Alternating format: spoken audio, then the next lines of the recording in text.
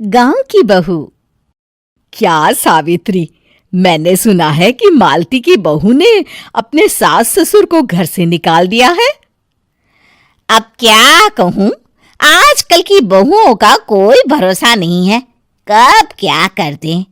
मालती की बहू को देखकर कौन कह सकता था कि वो ऐसी निकलेगी। तू सही कहती है, आजकल की बहुओं को देख मुझे तो बड़ा डर लगता है। कहीं मेरी बहू भी ऐसी निकल गई तो। नहीं, मैं तो गांव की सीधी सादी लड़की से अपने बेटे की शादी करवाऊंगी। इस तरह एक दिन गायत्री अपने बेटे की शादी गांव में रहने वाली मीना नाम की लड़की से करवा देती है। ये लीजिए माँ जी, आपके लिए गर्मा गर्म नाश्ता और चाय। अरे वाह बहू, सच कह रही हूँ, जब से तू इस घर में आई है मुझे तो बड़ा आराम है। तेरे जैसी बहू तो किस्मत वालों को मिलती है। का माँ जी, अब इतनी भी तारीफ मत करिए ना। धीरे धीरे मीना गायत्री की चहेती बन जाती है और मीना भी गायत्री को कभी शिकायत का मौका नहीं देती थी। फिर एक दिन, ये ले बहू, आज मैं बाजार से तेरे लिए साड़ी लाई हूं। साड़ी देखते ही मीना का मुंह लटक जाता है। का माँ जी, ये भी कोई साड़ी है? ना, मुझे तो बिल्कुल पसंद नहीं आई।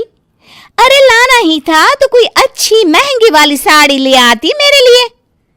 आप तो ये सस्ती साड़ी उठा लाई। मुझे नहीं ना चाहिए आपकी ये साड़ी, आप ही पहनिए इसे। अरे ये क्या बहू, तू तो आजकल कुछ ज्यादा ही नखरे दिखा रही है। मैं इतने प्यार से तेरे लिए साड़ी लेकर आई हूं और तू है कि उल्टा मुझे ही दो बातें सुना रही है। अरे माँ जी, आप अपने लिए तो बड़ी डिजाइनदार और महंगी महंगी साड़ियां खरीदती हैं और मेरे लिए ये सस्ती साड़ी ले आई। आप समझती हैं कि मैं गांव से आई हूं इसलिए मुझे कुछ नहीं पता। हाँ, अरे कुछ नहीं, तुझे शहर की हवा लग गई है बहू। इस तरह दोनों सास बहू में रोज किसी न किसी बात पर लड़ाइयां शुरू हो जाती थीं। एक दिन गायत्री अपनी कुछ सहेलियों को अपने घर चाय पर बुलाती है। अरे बहू, मेरी सहेलियों के लिए बढ़िया चाय नाश्ता तो बना दे। अरे माँ जी, अभी ना मेरे पास बिल्कुल भी समय नहीं है, मुझे ब्यूटी पार्लर जाना है। चाय नाश्ता आप ही बना लीजिए। हाँ, तू कब से ब्यूटी पार्लर जाने लगी है? शहर आए 2 दिन नहीं हुए और देखो महारानी के नखरे शुरू हो गए। बस भी करिए माँ जी, आपसे बहस करने के लिए मेरे पास ना बिल्कुल टाइम नहीं है। आपका क्या है, आप समझती हैं कि मैं गांव से आई हूं तो मुझे कुछ नहीं आता और आप जो रोज रोज मुझसे मेहमान नवाजी करवाती रहती हैं नौकरानी की तरह। मीना के कमरे में जाते ही, अरे ये क्या गायत्री, तू तो अपनी बहू की बड़ी तारीफ कर रही थी, लेकिन ये तो तुझे कुछ समझती ही नहीं। भाई मुझे तो लग रहा था कि तेरी बहू गांव की है तो सीधी सादी होगी, लेकिन इसने तो शहरी बहुओं को भी मात कर दिया। हाँ। अपनी सहेलियों के सामने अपनी बेइज्जती होते देख गायत्री आग बबूला हो जाती है। अरे क्या शहर और क्या गांव, मेरी तो किस्मत ही फूटी थी जो मैं इसे बहू बना के ले आई। भगवान जाने आगे और क्या क्या करेगी। अब तो मुझे कुछ ठीक नहीं लगता। तू जरा संभल के रहना, कहीं मालती की तरह तेरा भी हाल बेहाल ना हो जाए।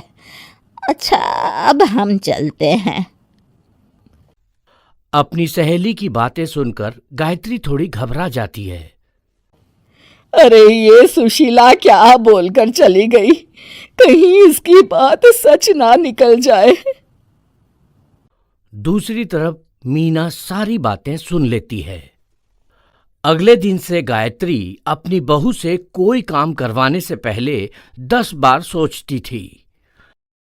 ज्यादातर काम वो खुद ही कर लेती थी। अचानक अपनी सास में आए इस बदलाव को देख मीना, लाइए ना माँ जी, मैं कर देती हूँ ना काम।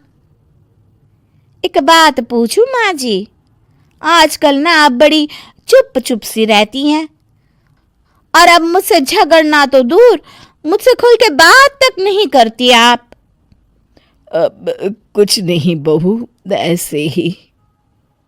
मीना अपनी सास की मंशा भांप जाती है और मुस्कुराते हुए कहती है, अरे माँ जी, चिंता मत करिए, मैं आपको घर से नहीं ना निकालने वाली। ये डर आप अपने मन से निकाल दीजिए। अरे छोटे मोटे झगड़े तो हर घर में होते रहते हैं, चाहे कुछ भी हो जाए, आप मेरी सासू माँ हो। मैं तो जिंदगी भर आपकी सेवा करूंगी माँ जी। अपनी बहू की बातें सुन गायत्री को एक प्रकार का संतोष होता है और उसकी सारी चिंताएं दूर हो जाती है। गायत्री अपनी बहू को गले लगा लेती है। मुझे माफ कर दे बहू, मैं तुझे गलत समझ बैठी थी। कोई बात नहीं माँ जी, ये ना घर घर की कहानी है। हाँ।